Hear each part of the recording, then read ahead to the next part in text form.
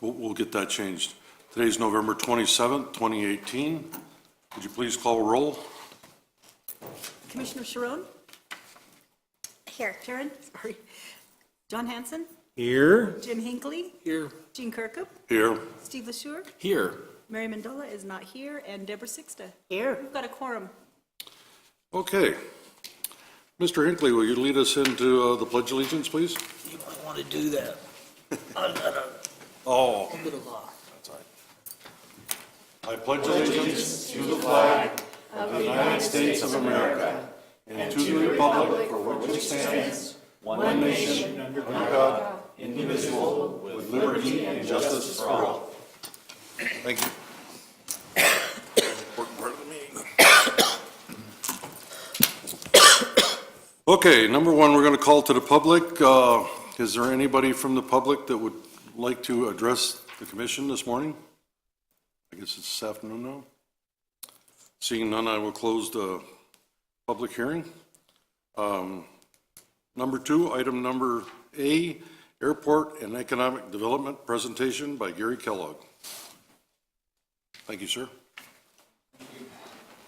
Mr. Chairman, Commission, I'd like just to take a few moments. First of all, we had sort of a panic this morning. Melinda, who normally would handle these meetings for me, became sick with the flu. And so at the last minute, I want to thank Sandy and the P&Z group for everybody jumping in together and making sure that this came off without any hitches. So thank you, Sandy, very much. So I know your plate's very full. So I just want to take a minute to update you. And so in lieu of having Steve Johnson here from the airport, I think it's important that this commission also know what's happening at the airport proper, and then Bennett will pick up on the industrial part of it there. We just wanted to let you know that the supplemental grant request has been submitted to the FAA. This was some money that was some new money that rolled out, and we submitted a grant for about $2,250,000. It's a shot in the dark, but there's going to be everybody and his uncle going for it. But we figured this would be, as part of our CAP project, we would go ahead and try for this extra money that flowed out. The cost estimate and the scope of work on the 16 acres, we just got the thing back from Kaufman, and this is the 16 acres that's located right next to Love's Truck facility there. It's out there where the, if you want to describe it, would be where the fiberglass is between there. There's 16 acres, and as you know, we're down to a limited number of acreage at the airport, and so we felt it was important to get that cleaned up. There's a burn pit there, and so they came back to us with a cost estimate of $3,500 to evaluate the pit and the surrounding property, and then so we've authorized that to move ahead. One way or another, we're going to need to clean up that property, and so if it fit budget-wise when they come back what it's going to cost us to remediate it, then we'll come back and probably make a recommendation to get that done. I think it's just good business. The airport engineering consultant selected for FAA and ADOT for review, and that's been approved. The airport partnership and the airport advisory commission meetings were conducted. The tour of the airport was conducted for the ADOT Transportation Board. This was important. Gary Knight, who is the ADOT representative from District 6, and also I believe the vice mayor in Yuma, came up, and we took him through the community. The primary emphasis was on Rattlesnake, on how important that interchange was to us. And so we toured both the park and the airport in detail. And the really one good thing we got done is, and I was on the tour, is Gary turned and said, now I really understand. And so I thought, maybe we sent another ally out into the field on that one. So he was very good. And by the way, John, it was interesting because he needed some information about something like how we work with Patriot Railway. So, it was one of those one hands wash the other. So we were able to forward that information. So I felt very good about that tour. I think it was a real eye-opener for him. We are just closing out the ADOT improvement grant for this year. Runway 321, the crack seal project, is completed. Runway 321, the striping project, is also completed. Steve has had, along with Bennett, they've met with numerous of the tenants out there. But the big thing is we really want to stay on top of any kind of issue that came up. We just had one this last week, actually on last Wednesday. We had a gas leak in the terminal, and we were able to pick up the odor. They picked it up fairly quick, but we got right on it. We had to shut down the restaurant for safety reasons and everything for that evening and stuff, but we made sure we got those repairs made. What we did find out was that they're temporary, but they're safe. Everything is okay. But when the remodel proceeds, we're probably going to have to do a little more detailed work to really make sure we're up to snuff on that. But again, we follow the safety is everything, so that's important. Steve is also working with one of the owners of one of the buildings out there. We've had some problems with runoff during the rain, and so we have an opportunity this week probably to see exactly where this water is flowing. And again, our emphasis is on taking care of the problem now. Nobody gets delayed or put off. We also worked on phase one. I had Steve help me because of the relationship with Kaufman and Associates. So they presented us with a 10-part procedure that we will need to go through to release the additional 1,400 acres. And so they are now getting us back a price on phase 1 and 2, which are the primary pieces of this. And so we can work that in conjunction with the airport master plan for the release of that 1,400. So the really good thing about Kaufman is we have the contracts in place. They have an intimate history with us out there, so they know all the ins and outs. And so so we will get that price back on getting those first 2 phases, which will be the most important.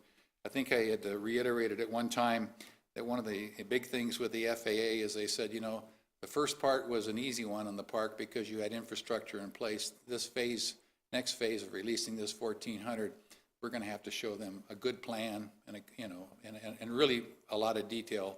And probably most important is the secondary access. So, let's see what else we got here too. We also went out this week. It was the master plan, and some of you, I believe, are on it. I don't remember who was all on the list, but in order to make a good master plan for the airport, they ask you for a committee of 20 to 20 plus people. And so they were identified throughout the community, both aeronautical based and people, just in general in the community. And so those letters went out today, so that they will have some meetings as we go through the master plan. That group will be one of the guiding tools. The other thing that I just wanted to make you aware of is that everything that we've sort of done in the beginning here, I don't want to say we're flying by the seat of our pants, but every time that we've come up on a lease or renewal of any kind, we've had to sit down with Carl Cooper, the city attorney, and make sure that it's legally and fitting into the way we have to do it as city government. And so one of the things that we have talked about with both Steve Johnson and Bennett is that when the dust settles in the next couple of months, is that we'd like to sit down. We're going to sit down with Tina from finance and Carl and really talk about a procedure so that we standardize our leases and that there's a flow so that everybody that needs to be in the loop is in the loop right off the bat, and that the language is the way we need it. Because right now, we usually end up taking and modifying one that came from KAA. How do we do this? Carl, make sure he tweaks it so we're okay there legally. So, let's see, I just want to make sure I didn't miss anything here. I think that's just about it on the airport side. I'm happy to say again that Steve's doing a great job. His interfacing with the clients at the airport is certainly important. And we also have a program set up using airport personnel to make sure that that Mojave Drive is cleaned and looked at twice a week. So, as you know, we have a tendency out there. Some of our clients have product that when it blows, especially the poor folks from the styrofoam place, it launches. And I don't know why it is, but it seems that ditch right along Mojave is like a magnet. So whether that comes from American Wood Mart or one of those places, and again, I know that Bennett and Steve both meet with those clients who have that flying garbage problem, and making sure. I know that the Star has people that actually go through the park regularly to look at it. So both Bennett and Josh will catch you up on the tourism stuff. I wanted to let you all know that yesterday we received the draft from Chapin Concepts, and this was for the economics. So what I would like to do or request, Mr. Chairman, is if we could have a subcommittee of 3 from this group, and I'd also like to include a council person, if possible, to help us look through the draft and just make, and this is the tweaking part, to make sure that we've got everything in there that we want. It's 52 pages, so there's a lot of reading to do, but my initial look through it is they've made some good observations. It's obvious they paid attention along the way. In fact Vicki Dahl, one of the people, had sent down an email to us, and that there was a train wreck, and she had noticed this in an article, and it was on a train trestle, very similar to our park. And so it really kind of rang the bell with me, is that, do we have an alternative access out of there that's easy? We do not. And so we're getting on it, even if it's dirt, and so we're working with the county on some other issues. How do we have that secondary access until we get a rattlesnake, in place? So if we could, Mr. Chairman, I would love to have 3 people that would like to look at this, that I can get this to and get the comments back. We'd like to have it returned within a couple of weeks so that we can start to put the plan into place.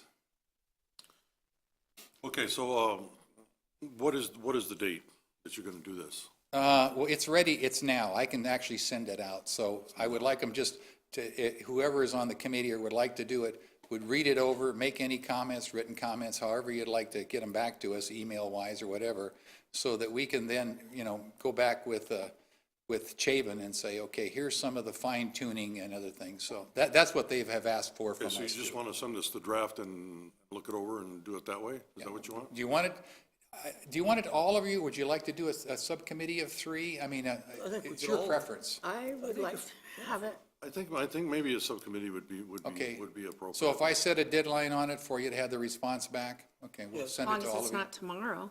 Well, no, I won't do that to you. Thursday. After, thanks. No. No, after the 1st, Okay. something. Yeah, I'm interested as well. I am. Okay, Yeah. all of you then. Okay, very good. Anytime you get it, if we can get it done by the 6th, I can And- do it too. What is this exactly? This is the draft of the economic development plan. Okay, so but this is the one Oh, that the economic development encompasses plan. tourism and everything. This is the Chapin that the Okay. company that came in that did all the interviews and everything in town. So Yeah, I have they've a- made some great observations. I mean, they even went down and looking at staffing levels and everything. So they just didn't say, well, here, go out with the dog and chase the bone. Here's what we recommend. So, Okay. for best practices Who's too. on the So, subcommittee? pardon? It's Well, we not a wouldn't have to worry about a quorum if we were going to all do it at home, right? Right. Yeah, this is your recommendations back. I think maybe if you send it to each one of us, and then we can make our comments and shoot them back to you. Yeah, just long, they'll come back to We us. wouldn't have a quorum on the issue on that area. We okay with that, Sandy? Sure. Yeah, we can I do think that. All right, everybody okay with that? yeah. Yeah, I want to do it. Does anyone not want to do it? Oh, I think we should, Well, then what I'll do is send it out to you individually, not as a group. yes, individually, okay? All right, And then very make good. sure you get your notes or anything back in a couple of weeks. 2 weeks, right? You want it back in 2 weeks? You tell me what works for you. I mean, the sooner the better, but if 2 weeks is pressing it during the holidays, if it would be after the first, 52, what do you? I think 10th of we could January. get it done in 2 weeks. What do you think? Yeah, 2 holidays. No? Oh, no, 2 holidays. I'm A-okay with that. I don't have. it's going to take a little 17 reading days. on your part, so, Well- but, okay, All right, let's set it for 2 weeks from today then, but have it okay, back. very good. And that'll give us all the insight, all of us, of what's happening, instead of just 3, All right, very good, okay. Um, We'll get that out today. Mr. Chair, who should we return our comments to? Should we just send it back? Right back to me, but we'll send, what we'll do, Commissioner Hanson, we'll send it back individually, that way there's no quorum between you guys, it'll just come back to me, so. Okay. So we'll get those out, we'll try to get that out today, if not by tomorrow morning for sure. Okay. Yes. The only comment I would have about that is that you just send them back to him, then you don't know what I wrote, I don't know what he wrote. There's a chance. Well, I'm sure they'll. Yeah, I'm sure we'll discuss it at a later time, That's but okay. We We can can just, discuss yeah, it that's, the next so meeting. we'll gather those thoughts and see, you know, where you want to tweak and stuff, So so. we'll have another get-together before it becomes a final and discuss it. Yeah, well, We could even do that via email, you know, because we're going to have an item coming up in the agenda about the 25th meeting for you guys falls on Right. Christmas, and so what we want to do there, but Yeah. when we get to that agenda item, so. yeah. Thank you. And just gather all the comments together and maybe shoot them out individually, Okay. so that'll work. Okay. Right now, Bennett and I will be doing our primary focuses on just going through everything, looking for, you know, Well, all the little stuff. I went to the meeting, and I'm telling you, I'm sure there's not gonna be an awful lot more I wanna tweak. Yeah. That they're pretty thorough, look like. Yeah. You know, they really have to share, and the unfortunate thing is, you know, they live up in Northern California, and two of that group had to abandon their homes. They didn't lose them, but they came real close. So they said it's kind of a mess. They live right near Paradise and just gone. And so two of them were actually in the warning zone, so. Okay, I also wanted to update you, although that's not real pertinent, but today we'll be sending out the RFP for the Planning and Zoning Department, and this also encompasses a look at the historical overlay district, but we have not had our plans updated since 1971, planning and zoning, and so this will be a unique RFP in that it'll get us the price so that we can then have a dollar amount for council so that we can implement, you know, and get going on this when the new fiscal year rolls in. So I think that's a big important piece, and it's certainly important for us to move ahead as a community. So it's been way too long. And this afternoon, we should be able to finish up the last part of the branding and marketing RFP. It gets a little more complicated than we thought, but I think we're all set to go now, so that will go out, and then the same thing will, when those things come back in, they'll all be shared with you. Okay, I think that is it on my part of it here. Is there any questions from the? Any questions for Mr. Kellogg? Yes, John. Yes. On the committee for the master plan,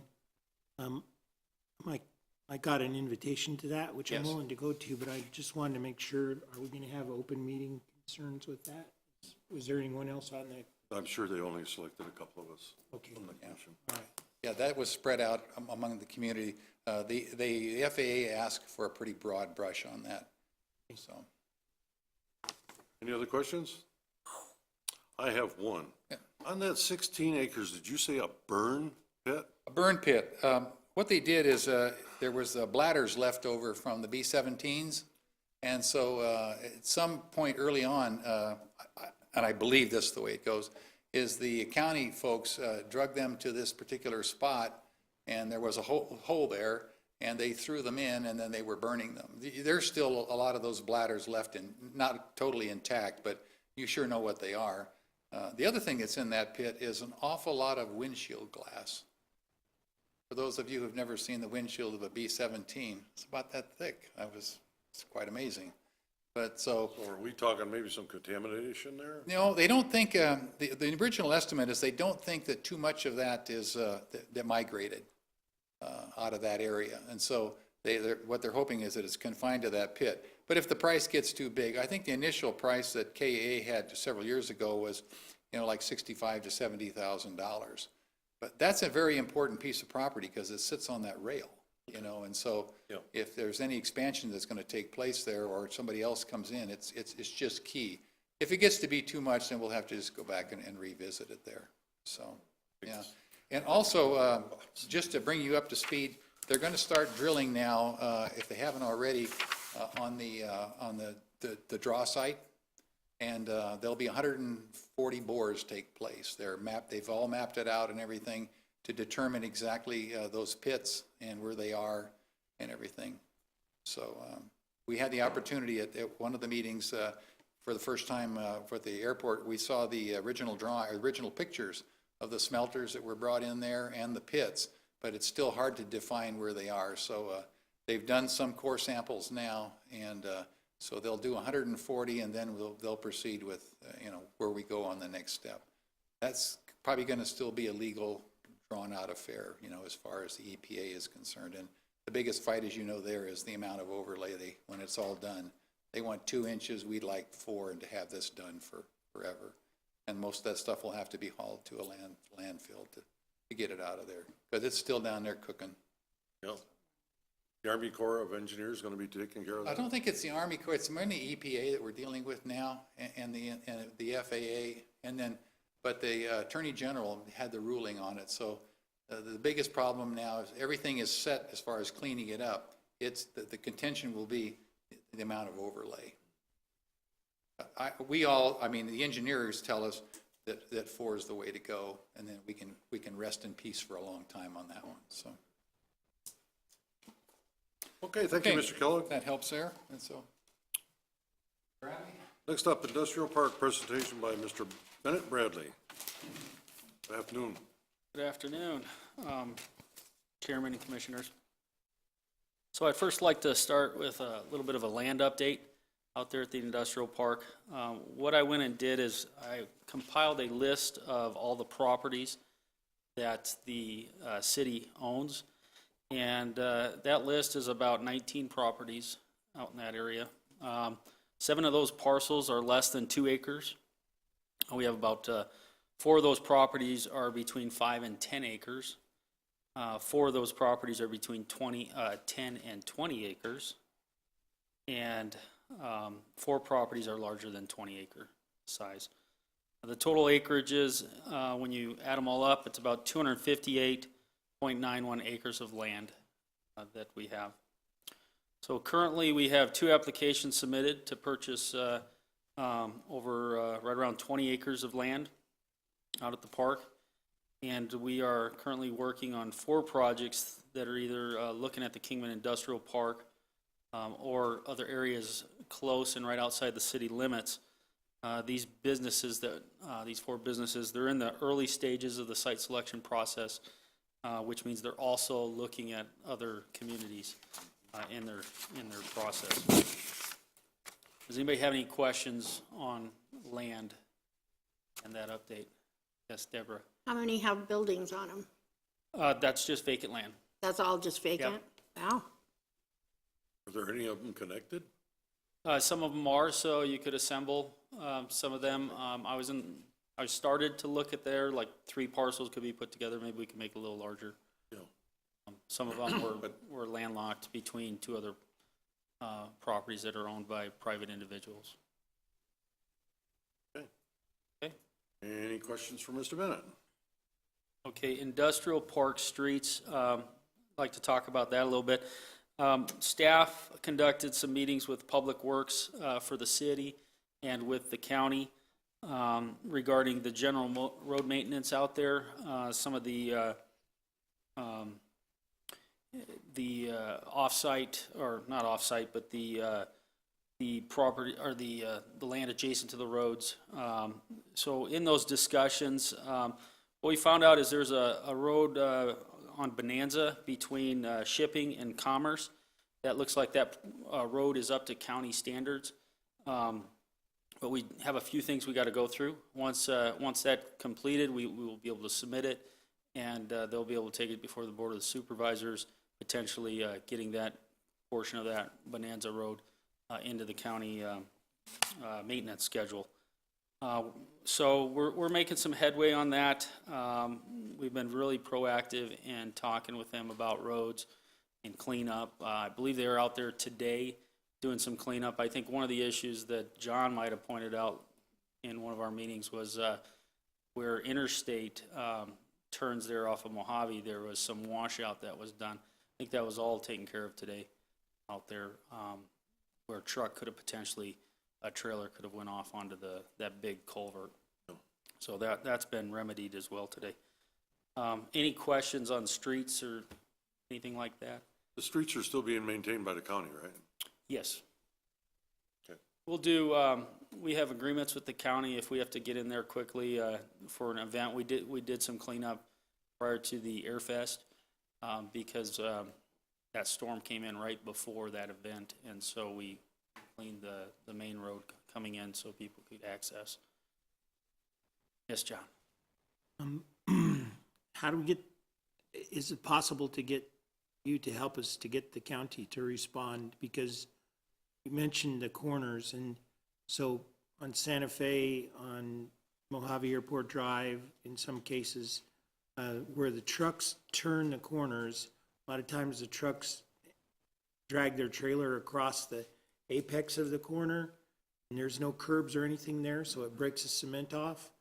And as an example, on the Olympic Santa Fe Drive corner, there's a hole about this deep where the pavement's broken off, and if a truck is to drop a back tire into that hole, it could create an accident. And that's not the only street that's like that, but I know there are several on Finance that are in bad shape too, but we would really like to get the county out there and either put curbs in on those corners or some sort of protection. We did get them out there, and I drove with Steve Latoski around all the park, pointed out a lot of those issues that you're talking about.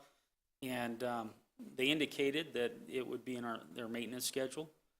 You know, how quickly they do that, you know, that's, you know, we had some gravel that needed to be taken off of Finance, and some weeks had passed, and I sent them another email, and they did come out.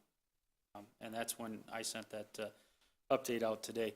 So I think we have a good relationship with them. We're going to continue to work on that and push to make sure that the roads are, you know, maintained. Because if they aren't, they're going to have to come back in and do more work, because they're already within their agreement to maintain them. So, and I think they're aware of that.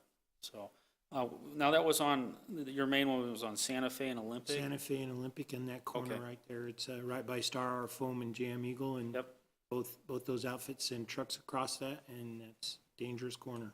Okay, I made a note of that. No, that up with Steve. Anything else on the roads out there? Anything else for Mr. Bennett? So I got more. So I got rail I want to talk to you guys about.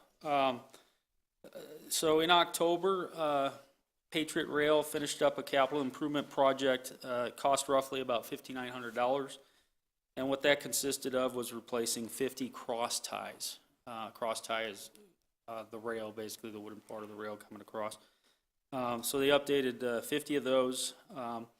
So in October, they serviced 168 rail cars for the park customers. This was 27 cars more than the month of September. We had about 613 cars on hand on average in the park in that month, which came out to about 20 cars per day averaging that were being stored there. This was 223 cars more than it had been in September. So, you know, we did see an increase. I don't have the numbers from last year to go back and say, well, is this normal or is it not? But in asking them, they did say that there was an increase in just overall production and with the economy. So that was good to hear. So we're right now, when you look at the whole year, we're currently averaging about 115 rail cars a month, and that is between 12 companies out at the park. And that makes up about 14% of the businesses out there. So that's kind of an update on rail. If anybody has any questions, yes, John? Does your number include the most recent addition of the Sunoco? butane, Yes. propane Yes, it transloading? does. Yes, it does. That's About quite a 18, I think they did. that's quite a number of cars that they're bringing in for that. So we haven't seen those before. It's a good addition. Park. I'd like to talk to you a little bit about some of the marketing that we're doing out there.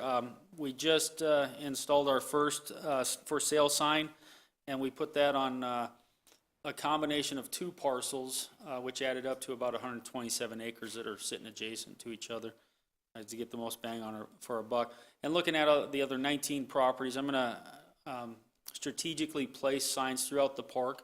We're already getting calls just from that sign with other properties that are at the park. I got a call yesterday asking if we had one of the other parcels And the only reason they knew, obviously, to call us was because of that sign.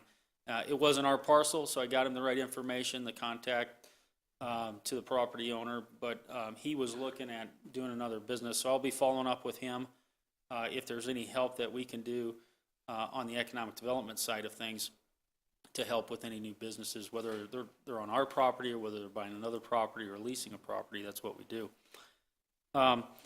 Steve, airport director, and myself, we conducted business visits with Alpha Zula, which is with Paul Gaines, to take some marketing pictures, and we did some testimonial video with them.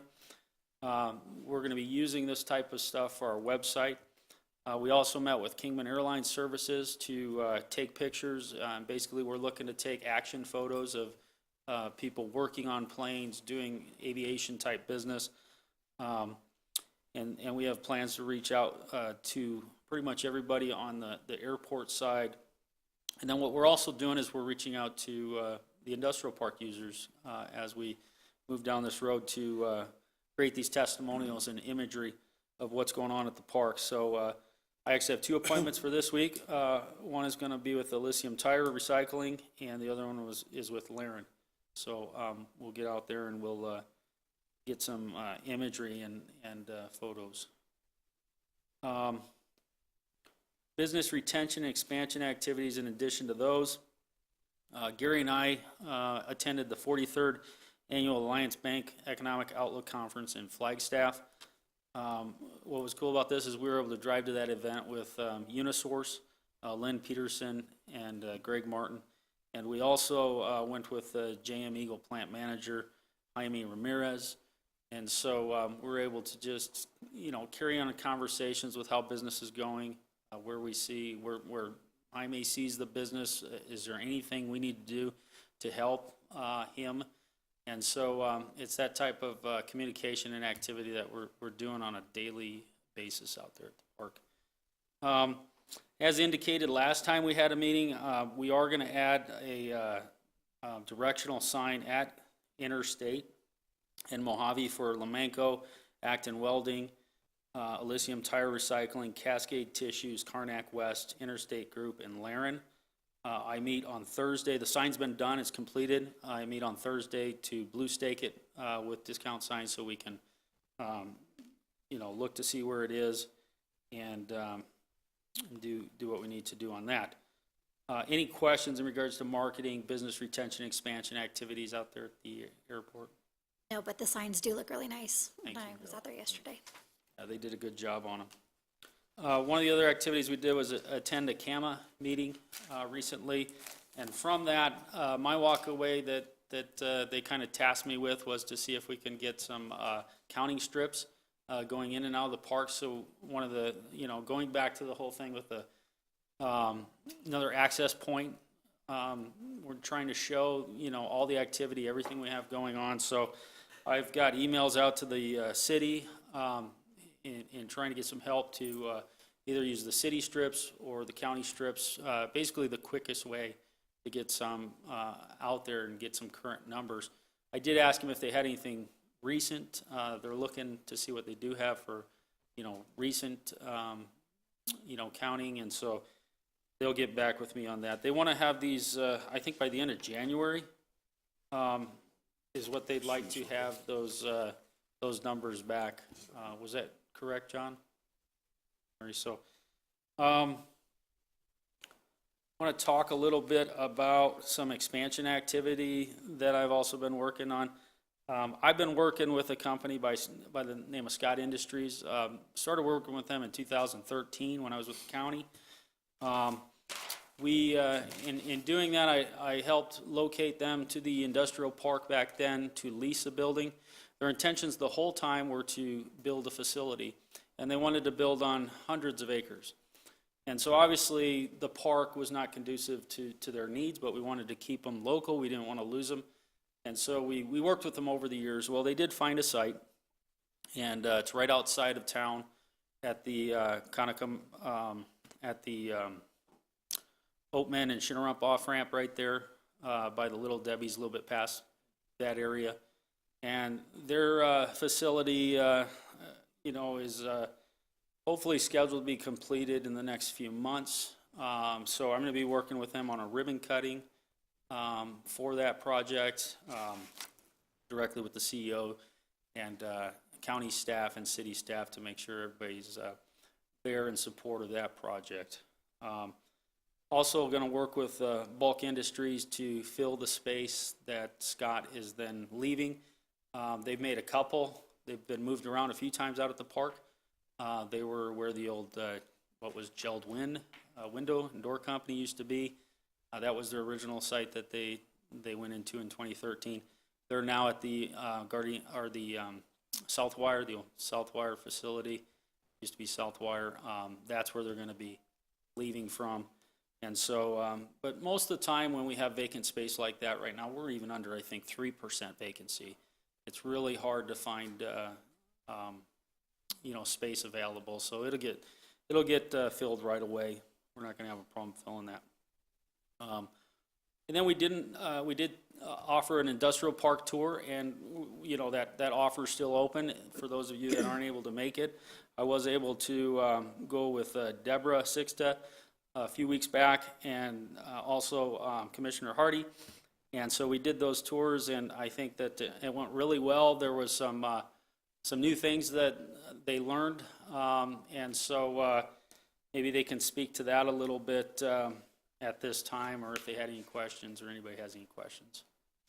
Oh, well, I thought by the agenda we were supposed to speak at the end. Okay. Am I incorrect about that? So We can hit on that at the end then. then I will hit it at the end. Yeah, you can speak to this, Deborah. Okay, I went on the tour and I learned a lot of new things about the airport I didn't know. I saw a lot of the airport I've never seen.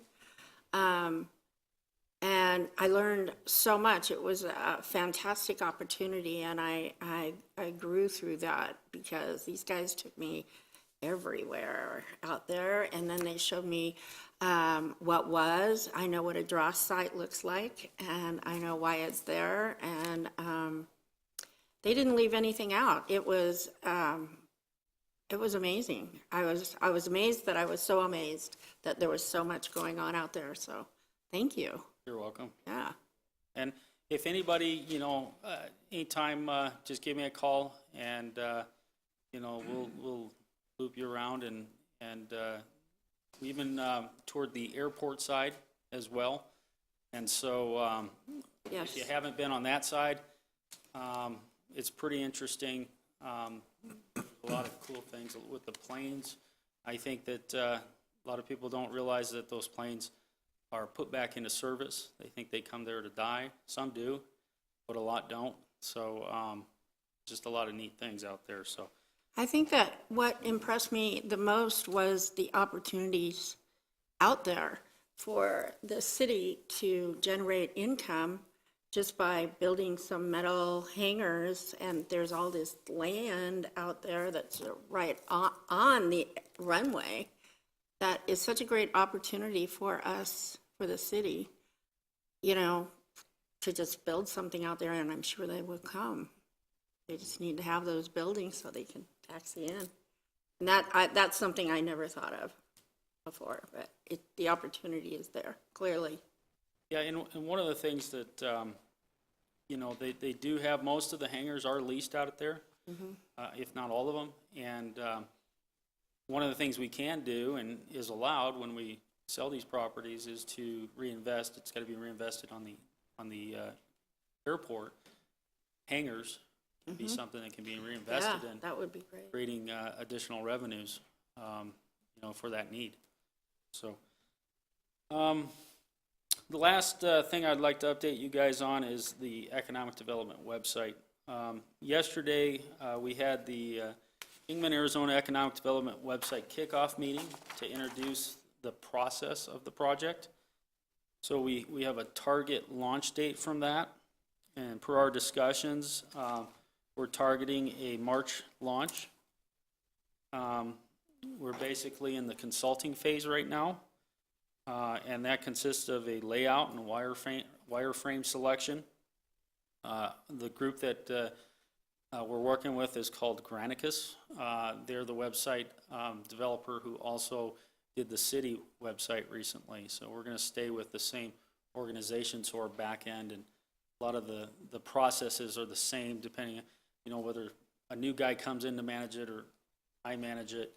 It's going to be consistent with what we have with our IT departments. So in the coming days, Granicus is working to compile that wireframe options for us, for us to choose from. We are going to be collecting logos and images, and they're going to send us a link that we're going to upload this data into. It's called SharePoint. It's a folder where you can go in and share vast amounts of information and access it. There's going to be a discovery package that they're sending to me, and in that discovery package, it's going to include a survey. And I was hoping that this group would be able to participate in that, and I could send that survey out to each one of you individually, and you could get that back to me so I can send it to them. So as soon as I get that, if this is something you guys would like to participate in, I get that out to you. Oh, sure. Okay. Some of the things they're going to be looking at is a heat mapping code and delivery dates for that discovery phase. And then the next steps are site content preparation, content strategy. So our ED team, myself, have already started down that road with putting together the content and the site map on how we think the layout's going to be. And a lot of it's based upon the flow of economic development websites.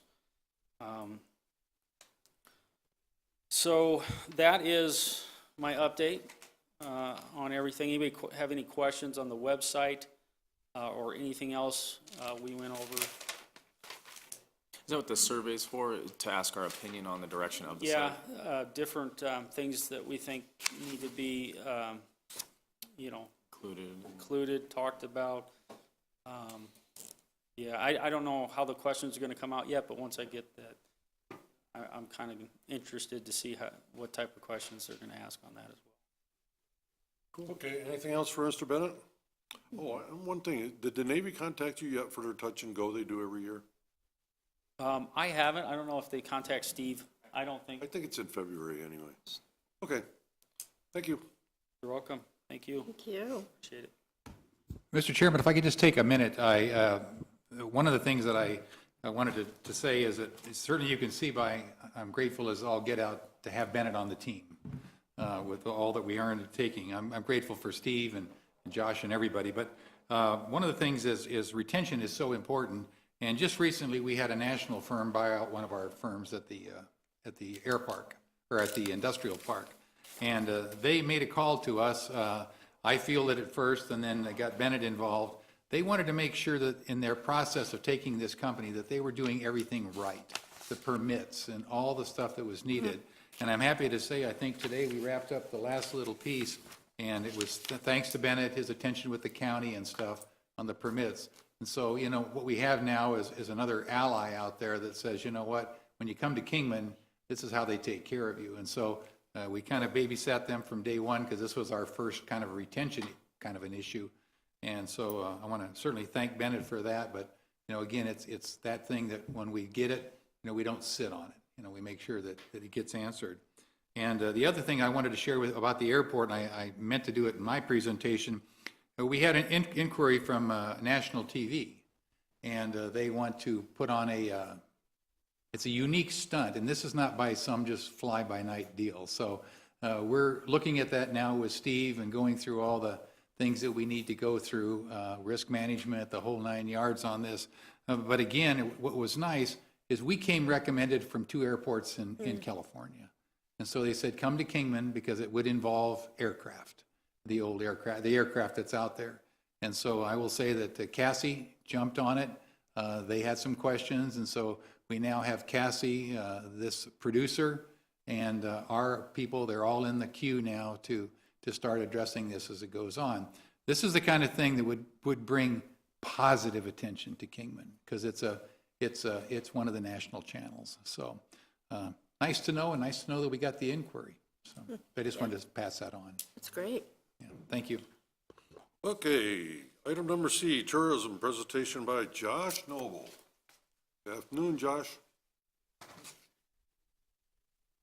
Good afternoon, Chairman, Commissioners. So I'm going to pull up a little presentation here. This is largely the same information that's in the city manager's report, but everyone may not have a chance to review that, so. Okay, so just looking at the numbers, October and fiscal year to date, you can see that we still have continued strong walk-ins, 33% over last year in October, 40% over the fiscal year before. Group visits is a big part of that. 165 in October last month versus 75 last year, 80 the year before. So we've seen a real jump. A lot of that is our Chinese traffic. And then just continuing to cater to the buses and provide good gift shop, good restroom, clean restrooms, that sort of thing. The word is spreading. It's bringing more buses to stop in Kingman. And stopping at the visitor center is also helping them to stop in and discover more of Kingman in the historic downtown area. Gift shop sales is up. That's partly due to the motor coaches. That's also due to the renovation that we did. We doubled the amount of space that we have and bettered our displays so that we can carry more product. That's really the bigger aspect that's causing that number to go up. And visitor packet mailings, those are holding steady. 1,100 sent out last month, almost 15,000 for the year. These are direct mails to the leads and the people that contact us, either calling in or going to our website and asking for us to send tourist information packet out.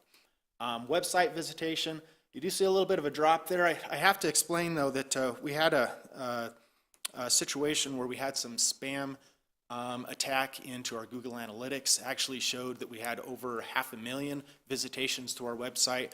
We had to go in and try and weed that out. We may have weeded out a little bit more than what was actually caused by the spam, but we're just trying to get as accurate as we can, and we may have been a little over conservative with that. And then fiscal year to date, you'll see that also shows a little bit of a drop, but don't let that alarm you. Actually, what happened here is the last year we migrated our festival website off onto another URL. Before it was living on GoKingman.com, it was one of the pages. So a lot of that traffic downflow is because the traffic was now going to our new website, AndyDevineDaysFestival.com, and not to GoKingman.com. So overall, our web traffic is holding steady. It's going really good and strong. And guest book, you see quite a jump there. Now, part of this is because we were still in our renovations last September, October. Things finalized up, and then we had moved the guest book to where people could find it. So for a while there, the guest book last year was in a place where people couldn't find it. So just because you see the big jump, it's not necessarily because we had so many more people coming in to sign it. It's because people could find it, and they did enter in where they were coming from. Obviously, some of it was from the increase, but just, the location of the guest book is a big part of that. One interesting note is that you see the U.S. party size going over the last 3 years. This is the third to last row from the bottom. The average size is 2.3. Last year was 2.4. The year before that was 2.6. So it's just an interesting note that we're seeing smaller parties domestically that are traveling through, coming through Kingman. International is holding about the same, party size 2.5 versus 2.4, 2.6. International is always a little bit larger party size than our domestic visitors. And then the top states visiting us, California, Arizona, Texas, that's pretty common. We'll see as we go into the winter season that we'll see more Wisconsin, Michigan, and our Midwestern states coming in there. And top countries, Canada, China. Of course, that China, as we said before, is a big jump. And then Germany. This is information on what people are saying that they're doing when they're coming in and they're signing the guest book. 41% say Kingman.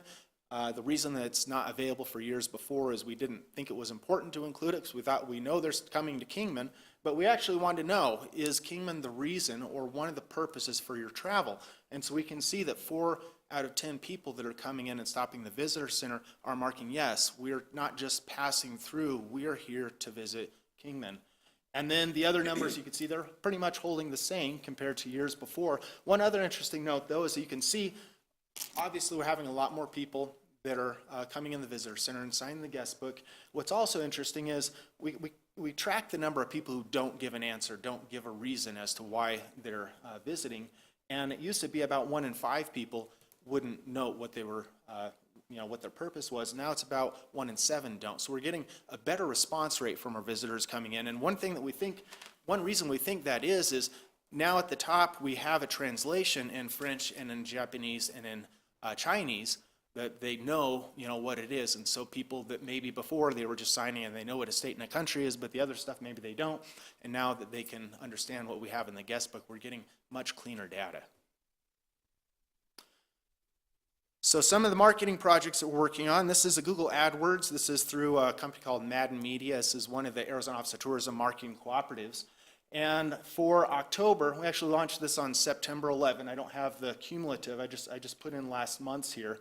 But we had over 1,600 people click into our website. The average click-through rate was 4.65. That compares to an industry rate of 2.18%. So we actually had a double increase, or a double rate compared to the average rate. And you look at that at the very bottom there's the ad groups that we have going to different landing pages on our website.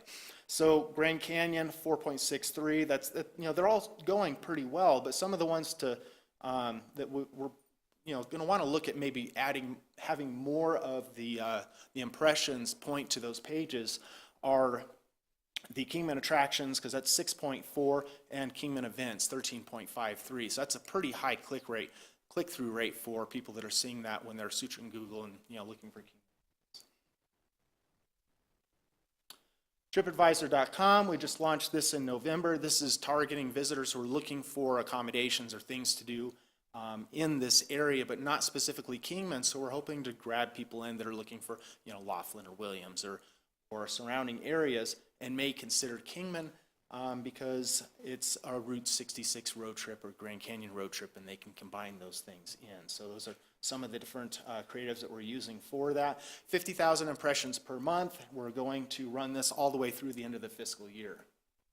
Grand Canyon Route 66 travel guide. This is a printed out guide. It's this here. It's a multi-panel piece that's put in 855 sites for 12 months, and then seasonally I go on 378 sites, reaching a little bit further out, largely going into places where people are traveling on Route 66, going to the Grand Canyon, and there's 150,000 distributions. So a lot of the printed pieces that we participate in, the reason we participate in them is because they are out on the road. It's where people are going to find information about us. A lot of our media are online is people before they take off, but when they're already on the road, having 30 plus thousand drivers going down Interstate 40 every day, this is a good opportunity for us to get into the hands. And it's really into niche marketing because the locations that they have these at are at your hotels, restaurants, attractions, truck stops, that sort of thing. Grand Canyon Journal, this is also gets distribution with certified for 6 months. They're during the heavier travel months of people going to the Grand Canyon. And because this is another road trip piece, something that they're going to pick up and they may not be familiar with the area, we decided to put in a map to show where Kingman is, where historic Route 66 is, what the scenery looks like in this area, and of course use the passport as a call to action to hopefully get them to contact us or come into the visitor center and request a passport. So some media assistance, we've had a few journalists contact us, and we worked with a couple local hotels and restaurants to help sponsor accommodations, some meals. We provided tours to the Route 66 Museum, gave them good contacts. That's one of the things that we try to do is get them in touch with the right people to help make a better story so that hopefully they can come back and realize there's more here than what they captured last time. And some other updates. We helped to sponsor Mr. Hinckley's attendance at the Route 66 Miles of Possibility Conference. We are going to organize with him to have a consulting session with our staff. And of course, if anyone from this group would be interested, we can look at making that available too, so you can come in and sit in and learn what he learned. We're really trying to figure out, what they talked about at the conference, what the new opportunities may be in the future, what sort of things we can do to really cater to the Route 66 traveler. And then our Weibo account has been created. Right now, it's going through the pre-activation verification process. That's 1 to 2 months where they've got to run it through all the Chinese checkpoints so that we can make sure that, we're legit and they're not going to take our account down. So once those are through early 2019, we're going to launch that 12 months and we'll see how things go. Hopefully, if they go as well as we think they will, we'll continue that contract for another year. And then we are finalizing our 2019 Kingman Fulfillment Guide. It's interesting, we printed 100,000 of these things and got them in mid-February, and we're actually out right now. We're holding those leads, so we're probably going to be 3-4 weeks behind when we finally get it printed out and we can start sending out to all of the people that have made requests in. But we ran out a lot faster than we thought, so we're probably going to look at 125 or 150,000 print for distribution of this year's guide. It's already sounding like our distributor that distributes at the sites up in Las Vegas may be asking for as much as 50 or 60,000 to cover the full 12-month contract. So it's definitely something that we're looking at. It's something that people are picking up. You'd think that more people are just going online and they're finding their information there, but really that travel guide, people are picking those up and they're using that as a tool for helping to make their vacation plans when they're on the road. And then we're going to renew our Railroad Museum operations agreement with the Kingman Railroad Museum. It's not going to have any changes from last year. We'll be taking that to council next month for their review and approval. And that's the end of the presentation. If you have any questions, I'd be happy to answer them at this time. Any questions for Mr. Noble? Very nice. Very good. Job. Yeah, great job. Thank you. Thank you. All right, new business. Funding request policy. Mr. Kellogg?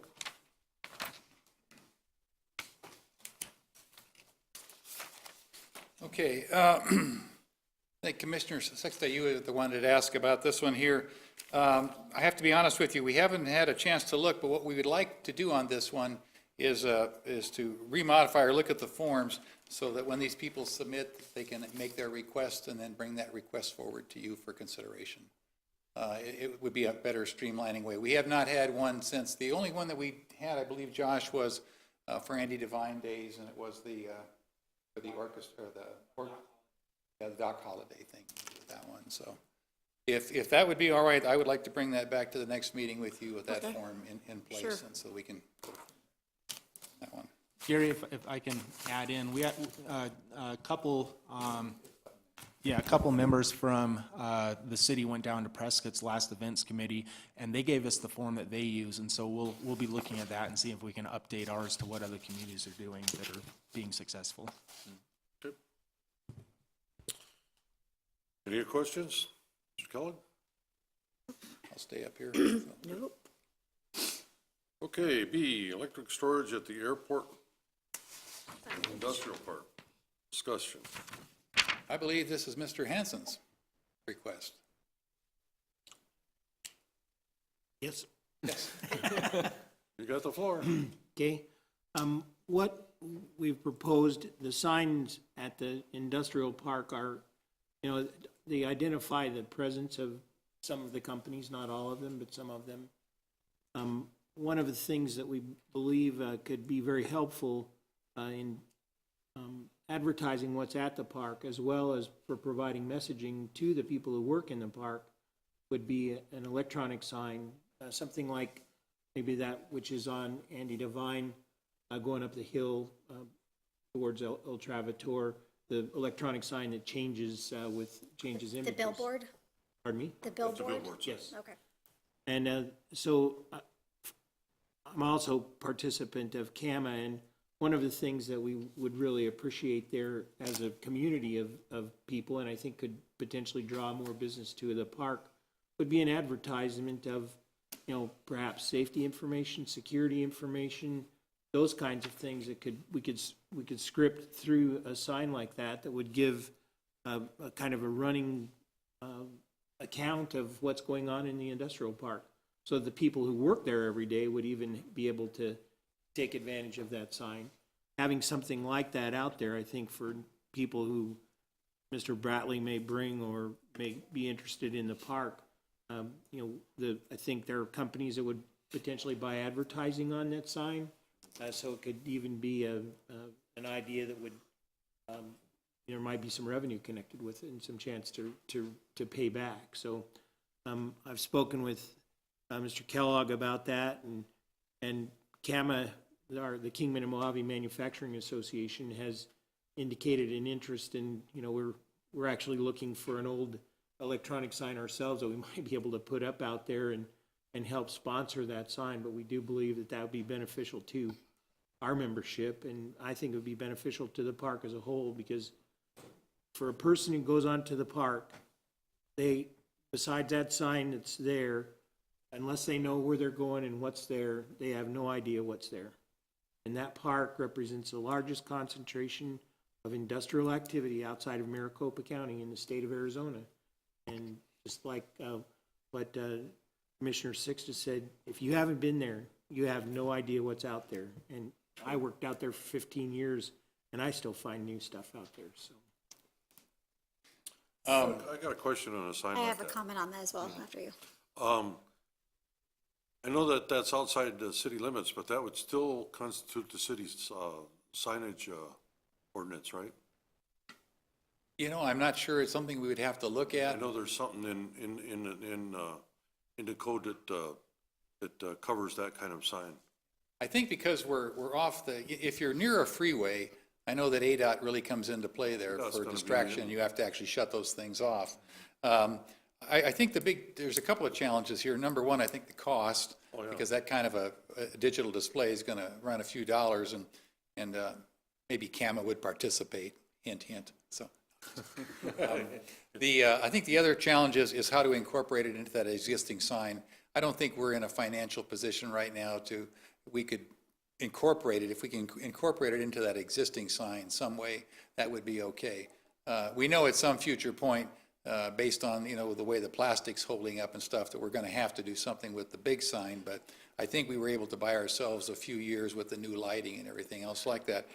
I think Commissioner Hansen's point is well taken. Advertising, one of the things would be, Laren currently hiring, that kind of a thing. The other thing we'd really have to take another look at, and I looked at it a couple of weeks ago, and that was how long the person would spend at that stop sign. That's what my Because question was. you come up Where that would hill, the sign be? and then, it depends on how impatient the trucker is or isn't behind you. So I think it's certainly worth a consideration, and as staff, Mr. Hansen will be happy to look into that. I think we can see and come back with you guys some pricing and see about the feasibility. It may not be something, because right now, I will tell you, between the park and the airport, we're still, when I say we're still in a flux as far as budgeting. We're looking everything every month, making sure we're not doing any overruns, that the revenues are matching up with the things and the repairs and the changes that we're trying to make. But I would think come December, we'll have some time under our belt now, and maybe we'll be able to do, because we're going to have to be a little more concrete next year on the budgeting for the airport. And so coming up in December and January, we'll have some solid figures so we can look ahead. So. But I think it certainly is worth the consideration. I think what it does is it sends a signal that we're a little more modern than too. Helps. I agree.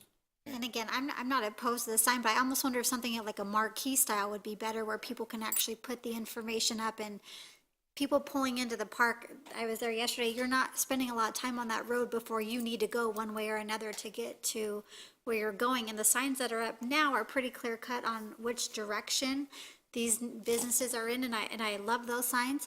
But when you say like messages or sponsored time, someone would have to sit at that stop sign and wait for that, what they're looking for. And if they even knew that they were looking for that, like they might not even, if Laren said, hey, check the marquee to get further instruction, well, someone would have to sit there to go 10 rounds through whatever ad would be there, and that might be problematic. But if it was more marquee style, where we could do the lettering and do that like as just a solid screen, where then Laren hiring, Scott Tissue moved, just quick little blurbs about different companies, and they can pay for those marketing advertising time, and have one solid screen. I think that would be way more effective than a roving screen with different content.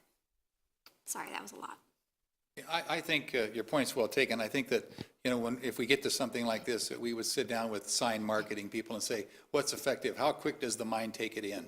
You know, so that, because we do have that hill issue there, and I already hear complaints about, well, we shouldn't even have a stop sign there so they can zoom through, you know, the trucks when they come in. So, you know, we certainly have some challenges ahead of us, but, you know. I think it's a great idea to good keep things to people have. informed and updated. I think that's a fantastic idea. How it's executed might be what needs to be tweaked. Absolutely, so. To respond, I would just, my thought would have been something more like the sign on El Travator Hill that shows something for 10 seconds and you don't know what's going to come up next and you wouldn't use it for that. But one of the things I get concerned about on the industrial park is that, you know, I work for Laren. We're fortunate. We have a safety manager and we do safety. But how do we allow our safety findings? How do we allow what we do to make our plant more safe? How do we transmit that and convey that to the workers who are out on the floor? And I'll tell you, when people from the outside come and see that kind of interest and that kind of commitment from a facility to safety or security or transportation, that makes a real impression.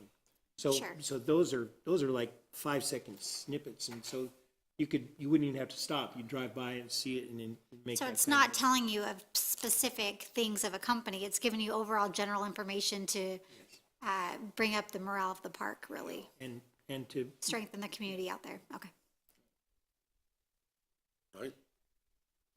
I think that's a very good idea, but We will I'm start the concerned that research. if we get it too close to the road, ADOT might have something to say about that. But, yeah, I think if you got it inside the park, it would be great, really. If you haven't seen our other sign out there, Commissioner Hanson, that blinking sign works pretty good, doesn't it? We put that Yes. non-tipping sign up. Oh, And good. those aren't free, but, you know, we took one more safety step to make sure, you know, we've warned you now, so there's not much we can do on the 66 side, but give them that forewarning, so. And it does get your attention day and night, so. Works good. Okay. Okay, what do we got next? Item D. Item I know, D. I'm sorry, item C. Yes, item C. Oh, most important one. Yes, item C. Bypass. I believe this is Commissioner Hanson's inquiry too. Well, I've been attending to the Arizona Department of Transportation Board meetings I've attended 7 of them now. I've also been attending the Freight Advisory Committee meetings for the last several years. And it concerns me that the I-11 bypass, I think they call it the West Kingman project, is where it's at. The information that is at the Arizona Department of Transportation is there in the planning stage now, but the actual route is supposed to be completed in 2023. And to me, that's just unacceptable, because we've lost we used to have a buffering bottleneck in Boulder City, where the traffic kind of got metered through there for the same reasons that we're metering it, but, you know, so Boulder City took a little bit of a black eye, and Kingman took a little bit of a black eye for being the place where traffic stops. But now Boulder City is not taking a black eye anymore. That's a really pretty road that runs around there, and so now it's gonna be Kingman that takes the black eye. And, you know, on this last weekend, as an example, for over the Thanksgiving holiday, we commissioned a video to be taken of the traffic backup on the 25th at 4 o'clock in the afternoon, and we had traffic backed up all the way to the top of Coyote Pass, that are coming down to get onto the 40. And, you know, if I'm a tourist that comes through Kingman 4 times a year, and I get stuck in that, I'm probably coming through when there's a holiday or some high traffic thing. And I'm going to remember that maybe I can go south to I-10, or maybe I can take the Shinarump bypass and skip that. Basically what they're saying is maybe I can skip Kingman.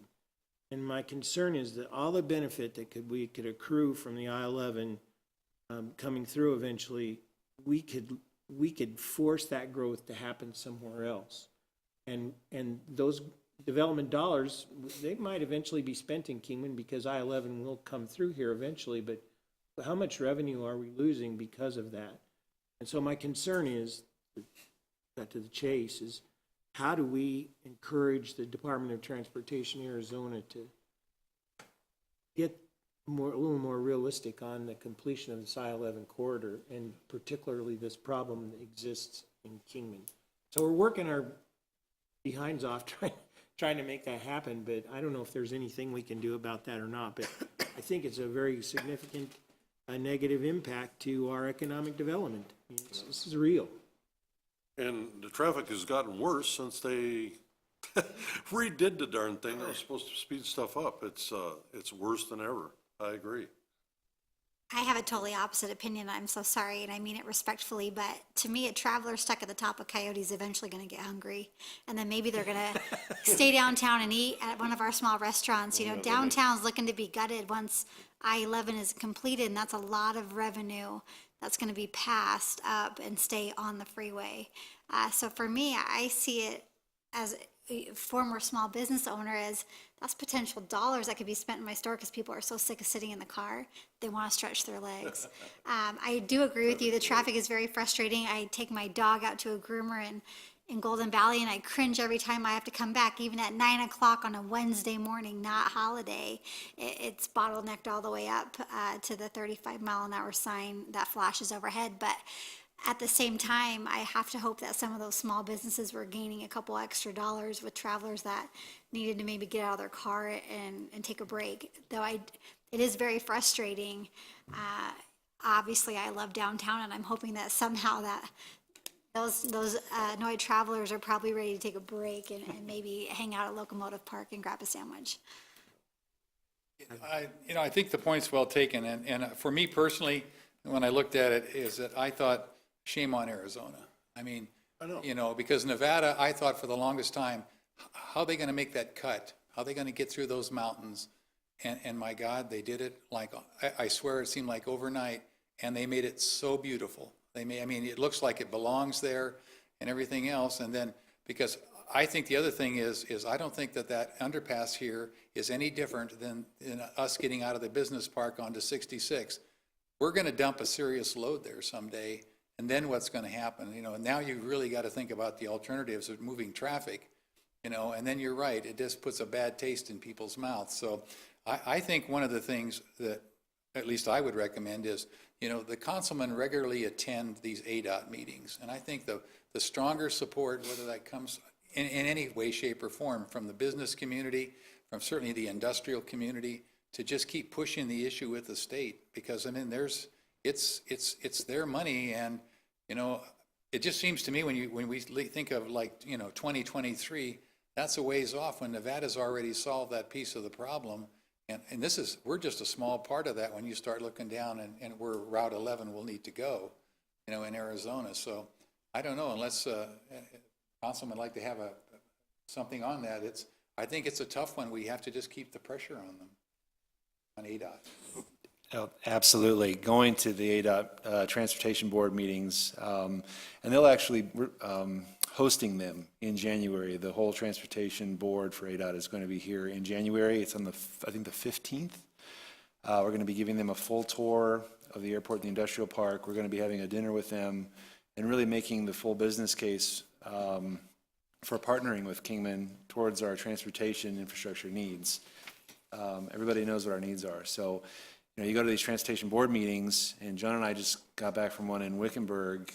We're not the only ones that are, going with our hat in our hand, asking for money. There's a whole lot of interested parties that are looking to get their projects funded, both in the public sector and in the private sector. So, and the problem with that money is, you ask any engineer in the state, they'll tell you that the HERF system, that formula needs to be revised. It's not bringing in, the gas tax isn't bringing in the money that it used to. So sometime down the road, it's going to have to be fixed at the legislative level, that formula, whether we go to some sort of fuel indexing like Nevada does or something, but it's going to have to be fixed. And in the meantime, we'll keep advocating as best we can. We'll keep applying for grants. And, you know, try to maximize the private sector here, so.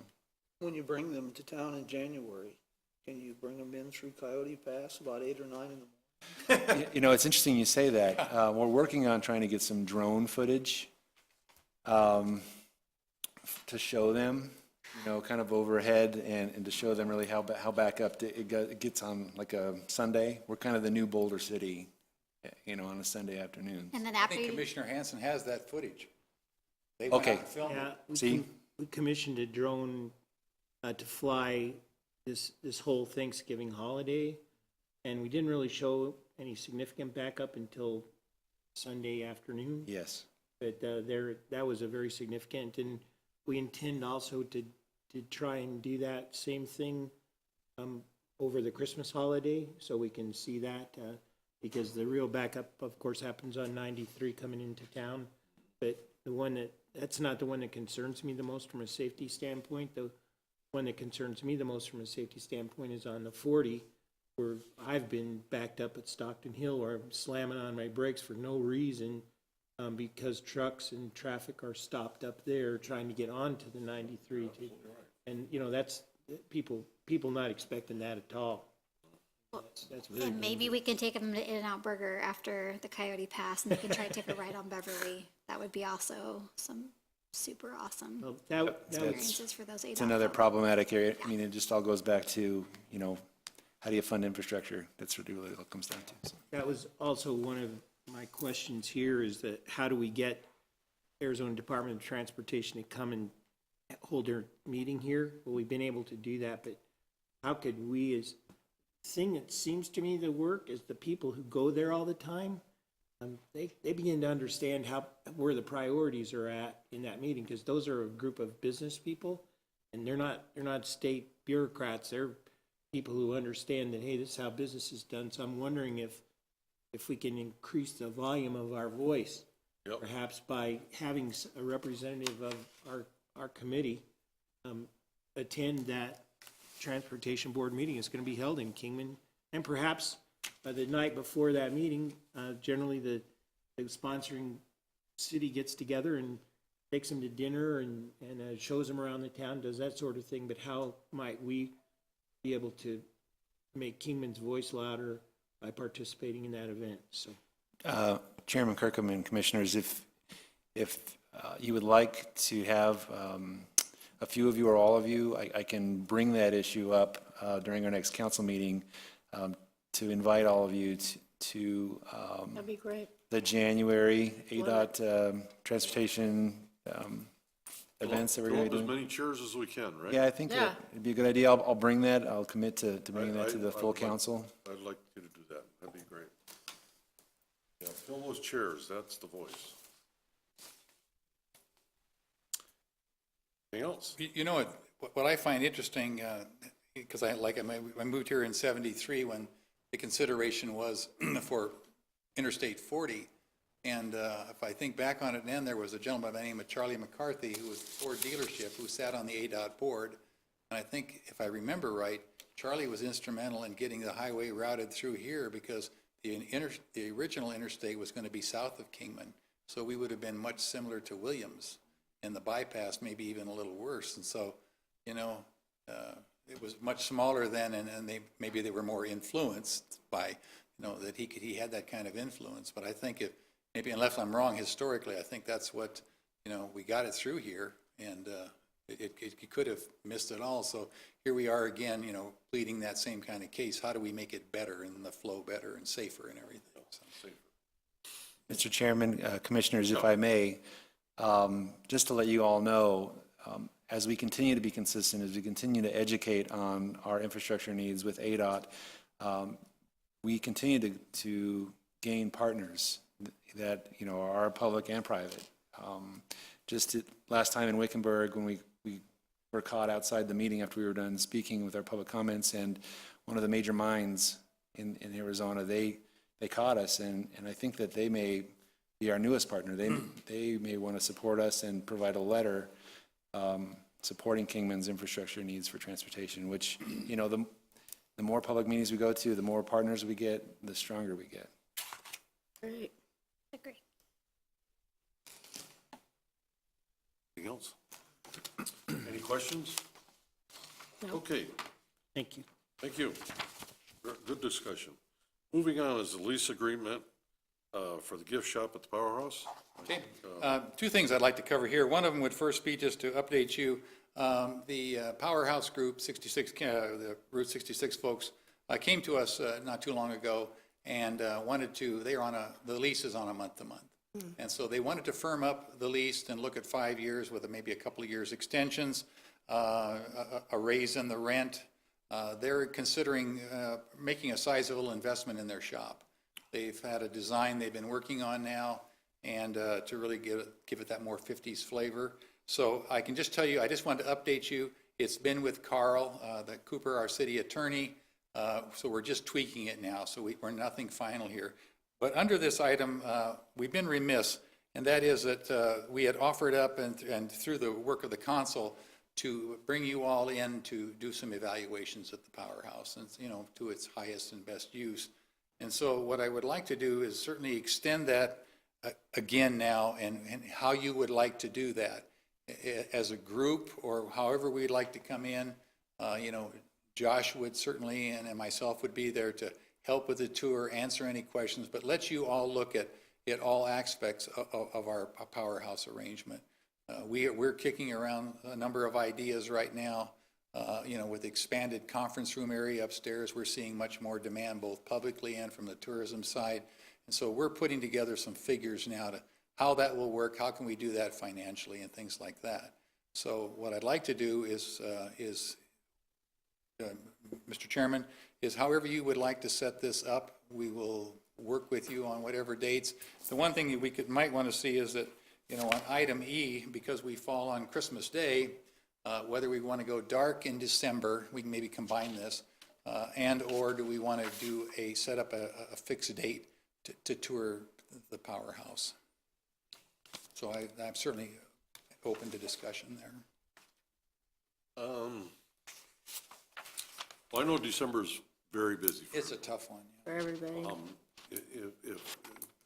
If we could do it the first week of January, I think that would be before our next meeting. Okay. Fresh in our minds, I think that would be way beneficial. So, and I would really like to see all of us be able to attend that, okay, if everybody wants to. I know some people here that are dying to get to something like that. So, if we could do it, say, first or second week of January, Second that work for you? would be awesome.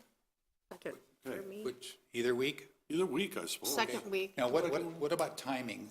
What time of day would you like to be there? How would you like to?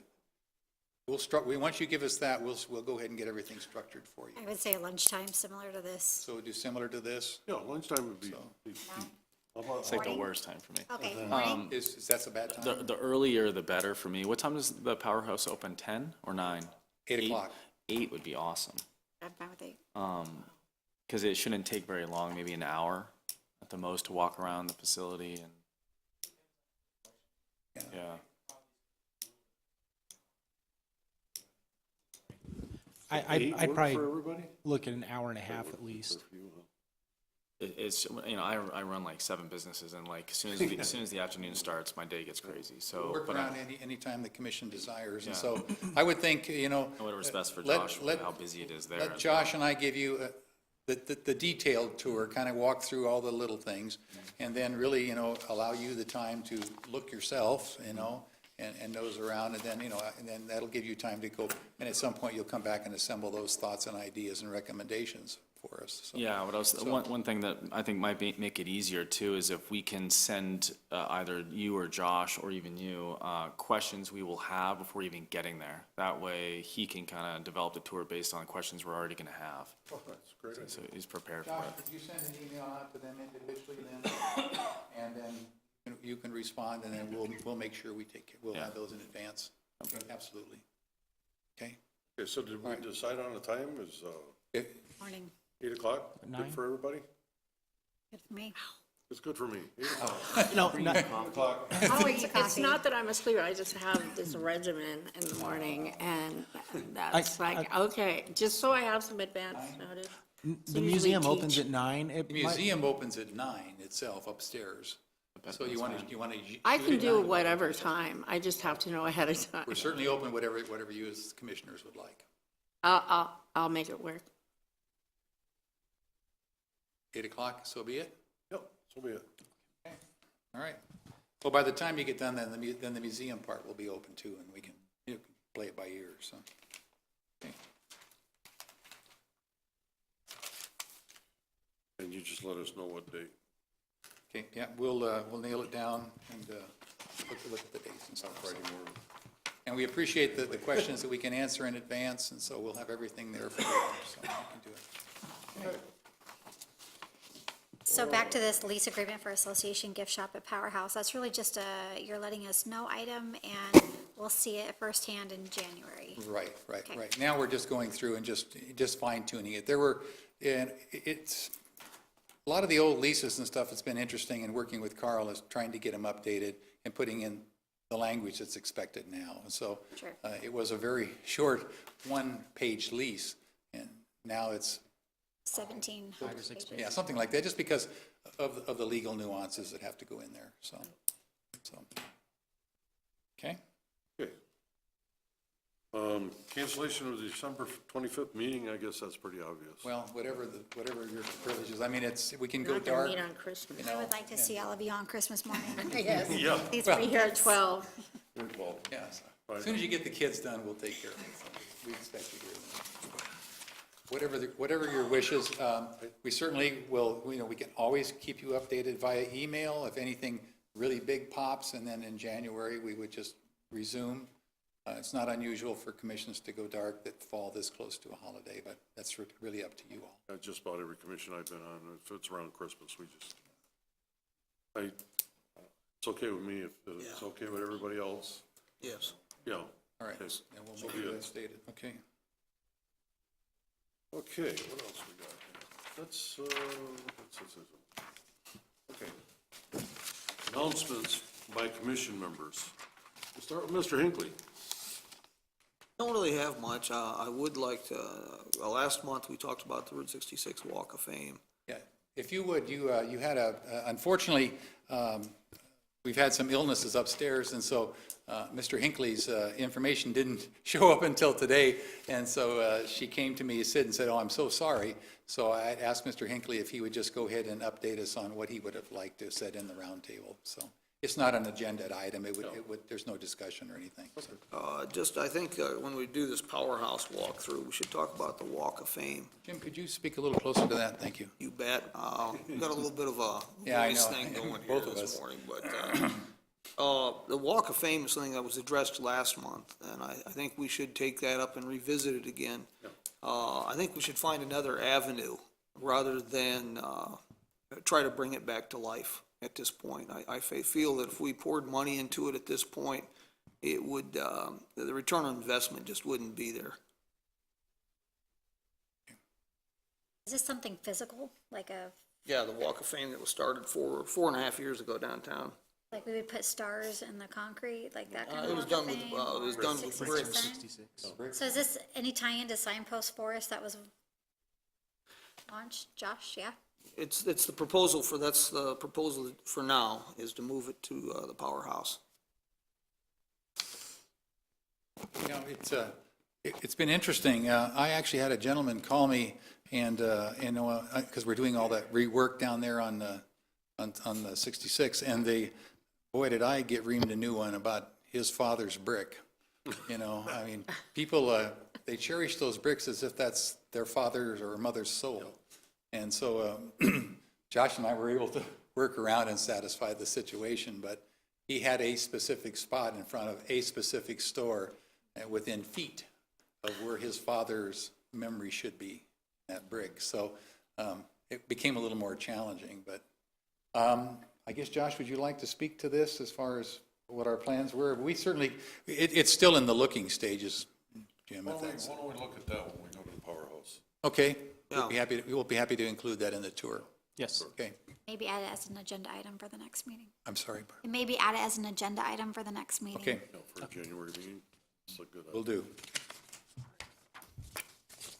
Anything? I have nothing. I do not.